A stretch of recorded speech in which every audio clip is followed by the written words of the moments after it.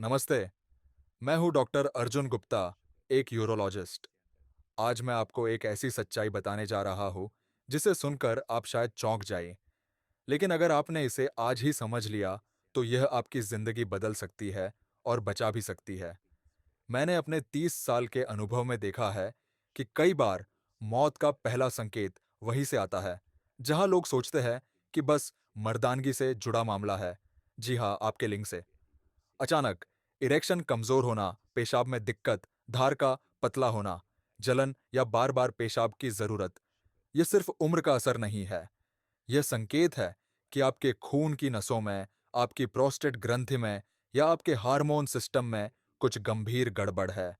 और अगर इसे नजरअंदाज किया तो यह धीरे धीरे दिल, किडनी और दिमाग तक पहुंच जाता है। क्यों कहा जाता है कि मौत लिंग से शुरू हो सकती है? आपका लिंग छोटी छोटी, बेहद नाजुक रक्त वाहिकाओं, ब्लड वेसल्स से जुड़ा होता है। ये नसें आपके शरीर की सबसे पतली और संवेदनशील नसों में से है।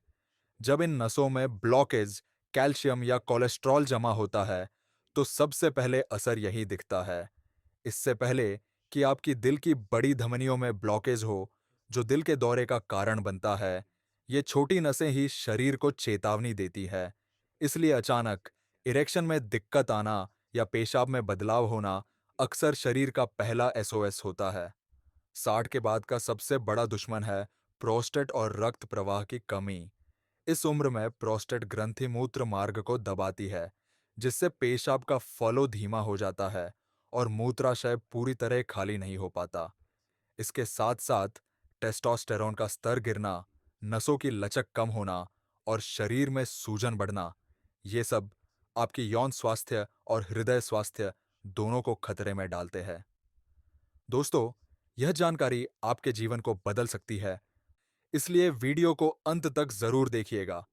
अगर आपको ये बातें सही लगे तो कृपया चैनल को सब्सक्राइब करें और नीचे कमेंट में अपनी राय जरूर लिखें ताकि यह संदेश और भी लोगों तक पहुंच सके। आपका एक कदम लाखों पुरुषों की मदद कर सकता है। प्रोस्टेट स्वास्थ्य और मर्दाना ताकत के लिए 5 शक्तिशाली खाद्य पदार्थ। अब सवाल, इसे रोकने के लिए क्या खाएं? मैं आपको कुछ ऐसे खाद्य पदार्थ बताऊंगा जो आपकी रसोई में आसानी से मिलते हैं और आपकी मर्दाना ताकत, प्रोस्टेट और दिल के स्वास्थ्य के लिए किसी वरदान से कम नहीं है। कद्दू के बीज। जिंक से भरपूर कद्दू के बीज जिंक से भरपूर होते हैं, जो आपके टेस्टोस्टेरोन के स्तर को संतुलित रखता है, जिससे लिंग में ब्लड फ्लो और नर्व सिग्नलिंग बेहतर होती है। इनमें फाइटोस्टेरॉल्स भी होते हैं, जो प्रोस्टेट के आकार को नियंत्रित रखने में मदद करते हैं और बीपीएच के खतरे को कम करते हैं। इनमें मौजूद एंटीऑक्सीडेंट्स प्रोस्टेट और मूत्राशय के ऊतकों में सूजन कम करते हैं, जिससे पेशाब और इरेक्शन दोनों में सुधार होता है।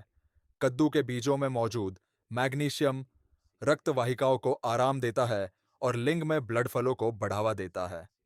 टमाटर। लाइकोपीन का खजाना टमाटर हर रसोई में मिलते हैं, लेकिन बहुत कम लोग जानते हैं कि इनमें लाइकोपीन नामक एक शक्तिशाली एंटीओक्सीडेंट होता है। ये वही तत्व है जो टमाटर को उसका लाल रंग देता है। वैज्ञानिक अध्ययनों में यह साबित हुआ है कि लाइकोपीन प्रोस्टेट के कैंसर के खतरे को कम करने में और बढ़े हुए प्रोस्टेट के लक्षणों को सुधारने में मदद करता है। लाइकोपीन की सबसे खास बात यह है कि जब टमाटर को पकाया जाता है तो यह शरीर द्वारा और भी बेहतर तरीके से अवशोषित होता है। इसलिए अपनी सब्जी, दाल या सूप में पके हुए टमाटर का नियमित इस्तेमाल आपके प्रोस्टेट को एक प्राकृतिक सुरक्षा कवच देता है। अखरोट। ओमेगा 3 का पावर हाउस।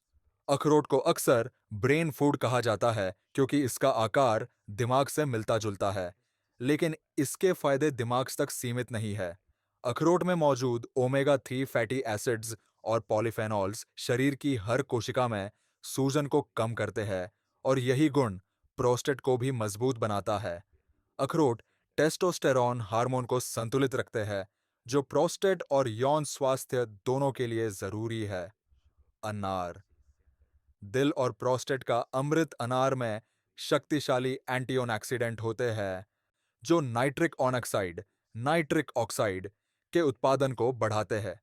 नाइट्रिक ऑक्साइड रक्त वाहिकाओं को आराम देता है और लिंग में रक्त प्रवाह को बेहतर बनाता है। ये प्रोस्टेट की सूजन को भी कम करता है।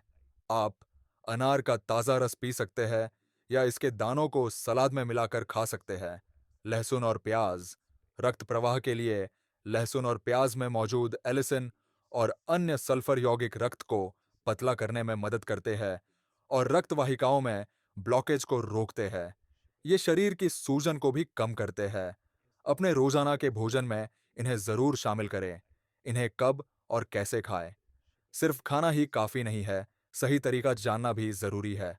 कद्दू के बीज रोजाना 25-30 ग्राम लगभग 2 चम्मच कद्दू के बीज हल्के भूनकर या कच्चे खाएं। इन्हें सुबह खाली पेट या शाम के नाश्ते में शामिल करें। ध्यान रहे, ज्यादा नमक वाले या तले हुए बीज न लें, वरना ब्लड प्रेशर बढ़ सकता है। अखरोट रात के खाने के बाद यानी सोने से लगभग 1 घंटे पहले 2 अखरोट खाना सबसे बेहतर माना जाता है। यह समय इसलिए अच्छा है क्योंकि रात में शरीर रिपेयर मोड में जाता है और अखरोट के पोषक तत्व उस प्रक्रिया को तेज कर देते हैं।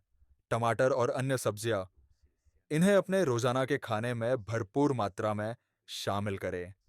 अनार आप रोजाना 1 गिलास बिना चीनी का अनार का जूस पी सकते हैं या 1 कप अनार के दाने खा सकते हैं। लहसुन और प्याज अपने भोजन में इन्हें नियमित रूप से शामिल करें, चाहे वो कच्चा हो या पका हुआ। एक और शक्तिशाली आदत, वॉक एंड स्क्वीज तकनीक।